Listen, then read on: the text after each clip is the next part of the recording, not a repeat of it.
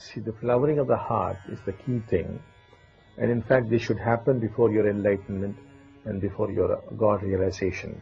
In fact, the order is the flowering of the heart, enlightenment, and then God realization. That is the best order, though it can also be reversed. So, to put it simply, there's so much suffering around, and we should be able to feel, but people just don't feel.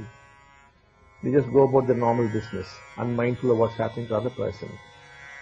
So at the simplest level, we can say, look there's no heart. You just don't feel. But you have been designed by nature, by God, to feel. This feeling has died thanks to our civilization, which is and the rat race and the competition and the kind of structure that we have created. Nobody seems to feel for the other. We are strangers. There's such alienation. You walk on a road and you feel a complete stranger to the other person walking next to you. You travel in a train and you feel a stranger. Everywhere you find the strangeness creeping, and finally today at home you feel a stranger. You feel a stranger with your own wife, with your own son. It's become that bad. This is because the heart is closed. Now it is possible to open up the heart. When the heart opens up, you cease to be self-centered. Now, the more and more you become self-centered, you suffer from what we call failure of intelligence.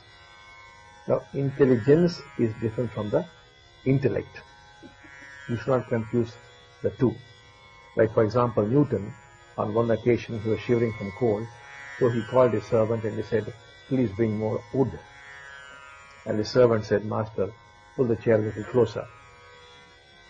So the servant had intelligence, which Newton did not have.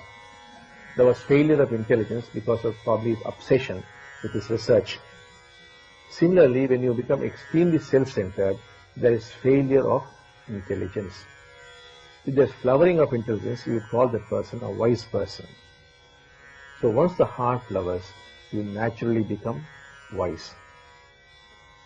I don't see how you could be wise and then the heart flowering, though sometimes it can happen.